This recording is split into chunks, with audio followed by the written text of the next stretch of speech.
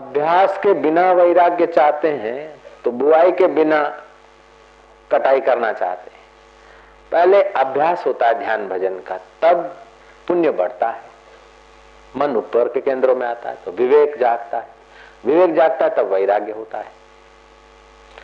जिसके जीवन में भजन का अभ्यास नहीं है उसका विवेक भी ठीक नहीं जगेगा, और जिसका विवेक नहीं है उसके पास वैराग्य की संपत्ति नहीं है, और वैराग्य नहीं हो तो राग अंदर बना रहेगा। राग बना रहता है जीव में, और वही राग फिर मन में आता है, फिर इंद्रियों में आता है और आदमी गिर पड़ता है। और ये साधक के जीवन में कई बार फिसलाट होती है। नहीं चाहता है कि काम में गिरूं लेकिन गिर जाता है, नहीं चाहता है क्रोध आ जाए लेकिन आ जाता है, नहीं चाहता है लोभ हो जाए लेकिन हो जाता है, नहीं चाहता है कि समय बर्बाद हो जाए लेकिन हो जाता है। क्यों कि ये जड़ चेतन की जो ग्रंथि है उसमें ये आकर्षण पड़ा रहता है। कुछ समय तक तो उपवास के बल से, एकाग्रता के बल से, एकांत के बल से, तीर्थ यात्रा के बल से पति पत्नी अलग रहे, लेकिन फिर फिसल जाए। क्यों फिसलाट होती है कि वैराग्य नहीं है। वैराग्य क्यों नहीं होता कि अभ्यास नहीं है। इसलिए कृष्ण कहते हैं अभ्यास न तू कौन्तेय, अभ्यास कर। कौन किसको कह रहे कि कुंती नंदन है तू। कौन माना जैसे सूक्ष्म भाले की भाले की अणी सूक्ष्म होती है, ऐसे जिसकी बुद्धि सूक्ष्म है और तपस्विनी है उसका तो बेटा है। तो अभ्यास और वैराग्य से तू मन को वश कर सकता है।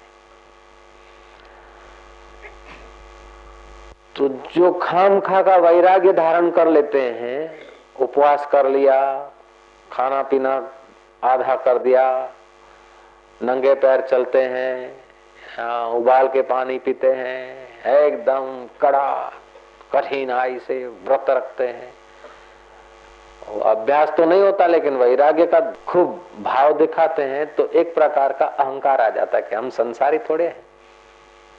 मैं तो 5 दिन से खाना नहीं खाया, ये तो रोज खाते। अपनी श्रेष्ठता का अहंकार और दूसरे को हेय देखने की भी दोष आ जाता है। लेकिन अभ्यास से जो वैराग्य आता है वो विवेक से जगता है, विवेक होता है। अभ्यास करने से विवेक जगता है, विवेक जगने से वैराग्य आता है, और वो बुद्धिमत्ता का वैराग्य है। वैराग्य के कई कारण होते हैं। कोई तो दुख से वैराग्य होता है। कोई कुटुंब में झगड़ाबाजी हो गई और कि क्या रोज रोज कल कल, चलो तामसी आदमी होगा तो आत्मघात करने को जाएगा, आत्महत्या, चलो डूब मरता हूं, चलो आपघात करता हूं। राजस होगा तो फरियाद करेगा, थोड़ा सात्विकता के तरफ थोड़ा झुकाव होगा और कुछ गड़बड़ हुई तो घर बार छोड़ के चलोगे, साधु हो जाएंगे। अथवा तो महिला हो जाएगी, बाल कटा लेगी, अपना साध्वी हो जाएगी, फिर पैदल यात्रा करते करते करते करते। अच्छा तो मैंने इतना वैराग्य किया, इतना है क्या, ये अंदर में थोड़ा भाव होता है कुछ करके दिखाने का, उसके लिए भी आदमी त्यागी व्यागी बन जाए। ये वैराग्य अभ्यास के बिना का वैराग्य है। जिसके जीवन में भगवान नाम का भजन है, विवेक है, उसका वैराग्य बड़ा कीमती वैराग्य है। वैराग्य के भी 5 प्रकार होते हैं। जय श्री कृष्ण। एक वैराग्य उसे यतमान कहा जाता है। यतन तो करता है छूटने का, लेकिन छूट नहीं सकता। जब सत्संग सुनता है या किसी की मृत्यु होती है या कभी शमशान में जाता है तो उसे होता है कि आखिर यहीं आना है, कुछ सार नहीं है, कापड़े खरू જોઈએ, आ बधी लप छोड़वी જોઈએ, ऐसा होता है, लेकिन कर नहीं सकता। उसको शमशानी वैराग्य कहते हैं, यतमान। दूसरा होता है व्यतिरेक। कुछ लप तो छोड़ देता है, कुछ पढ़ने की गिरने की आदतें तो छोड़ देता है, लेकिन कुछ नहीं छूटती। वो व्यतिरेक है। तीसरा वैराग्य होता है वशीकार। इंद्रियों का आकर्षण तो छूट जाता है, लेकिन मन भी एक इंद्रिय है। मन के साथ संबंध बना रहता है। मन में कभी कभी राग आता है, लेकिन वो राग इंद्रियों के द्वारा अमल में नहीं आता, लेकिन अंदर में खिंचाव होता है। बीड़ी पीने का छोड़ दिया, अमुक छोड़ दिया, लेकिन ऐसी व्यक्ति को देखकर फिर आता है, फिर सावधान हो जाता है। तो उसका मन इंद्रियों में नहीं बहलने के कारण एकाग्रता बढ़ती है, और एकाग्रता बढ़ने से उसके पास सत्य संकल्प, सामर्थ्य, थोड़ी प्रसन्नता, थोड़ी सर्वज्ञता, कुछ अंश में ये सब सद्गुण आ जाते हैं। ये आने से कुटुंब में तो पूजा जाएगा, लोगों की नजर से तो ऊंचा होगा, लेकिन अंदर से उसको भी पता नहीं कि मैं कौन हूं। ईश्वर की और उसके बीच की अभी दूरी मौजूद रहेगी।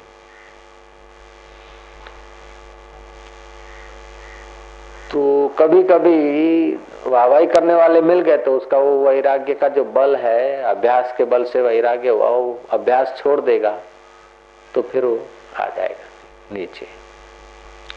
इसीलिए साधन भजन छोड़ना नहीं चाहिए जब तक साक्षात्कार ना हो। भागवत में कथा थी पुंडरीक की, भगवान आके खड़े हैं, तभी भी पुंडरीक ने माता पिता की सेवा नहीं छोड़ी। भगवान वो कहते हैं कि प्रभु ठहरो जरा, जिस सेवा के बल से, जिस सत्कर्म के बल से आप आए वो तो सत्कर्म मेरा भी पूरा होने दो। और भगवान थक गए तो केड़ पर हाथ रखे हैं, और पुंडरीक ने ईंट उठा के दी है कि आराम करो। ऐसी कथा भी हम लोगों ने सुनी है।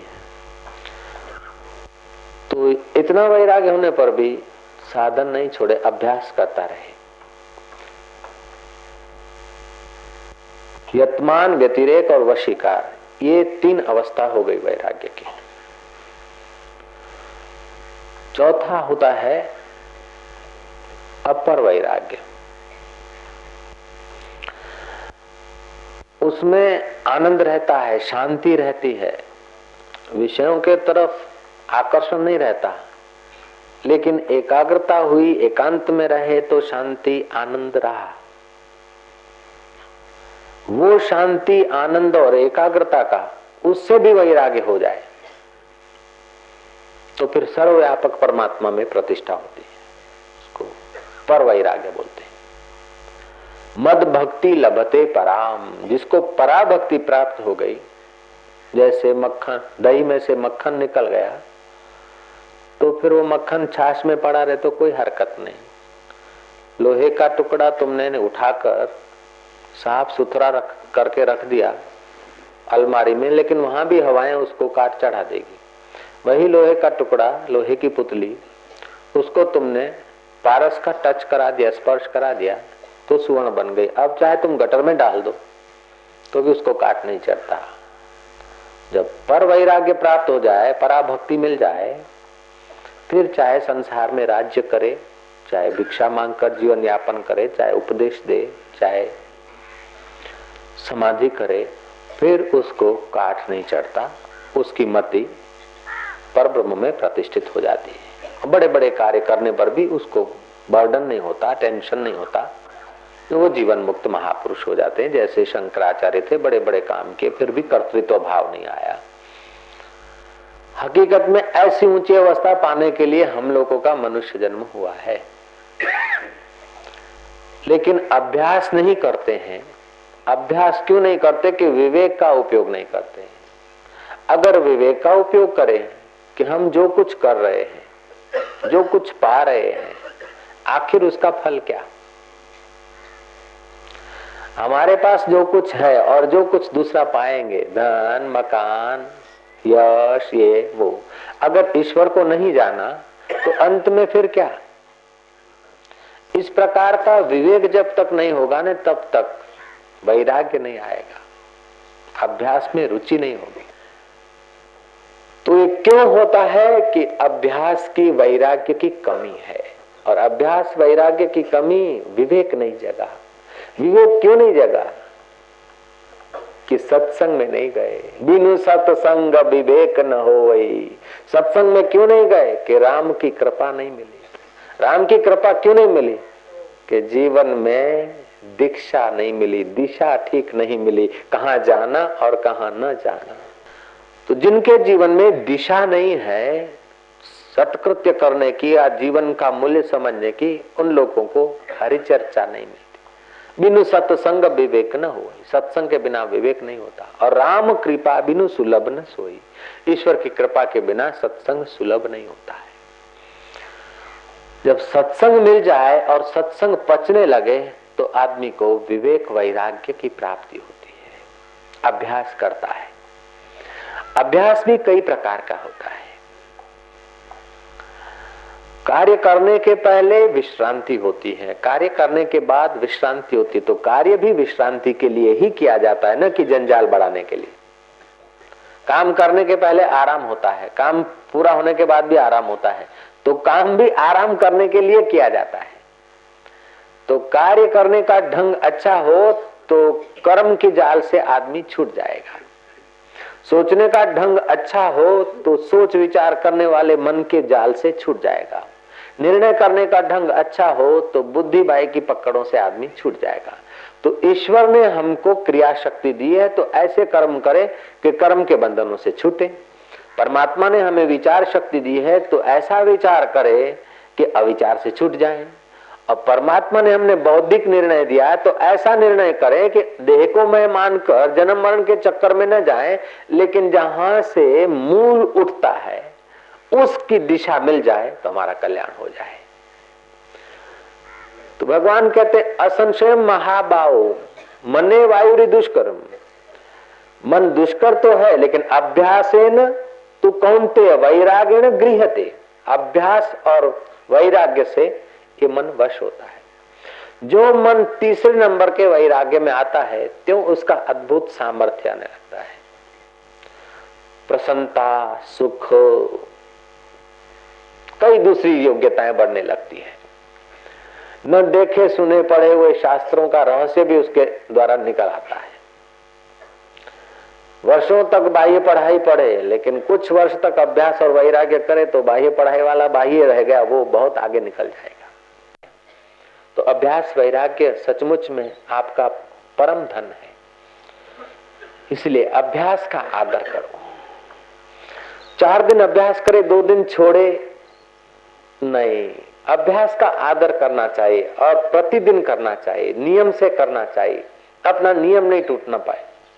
अब नियम टूट जाए तो दूसरे दिन उसे सवाया करे कि महाराज टाइम नहीं मिलता। टाइम नहीं मिलता तब नींद कर लेते हो, टाइम नहीं मिलता है तो अभी भी रोटी खा लेते हो, टाइम नहीं मिलता तभी भी थोड़े गपशप लगा देते हो। तो ऐसे ही भैया टाइम न भी मिले तभी भी थोड़ा बहुत अपना अभ्यास, अपना भजन कर लिया करो। तो ऐसा करके छोटी छोटी इच्छाएं और वासनाओं को पोषने के लिए अपना समय शक्ति का बलिदान नहीं करना चाहिए। वस्तुओं का बलिदान हो जाए तो हरकत नहीं, लेकिन समय शक्ति का बलिदान नहीं होना चाहिए। सब वस्तुएं देकर भी तुम्हारा बीता हुआ समय तुम नहीं ले सकते हो। तुम्हारी 50 साल की उम्र है, तुमने घर बना लिया, मकान बना लिया, गाड़ी बना ली, फ्रिज बना लिया,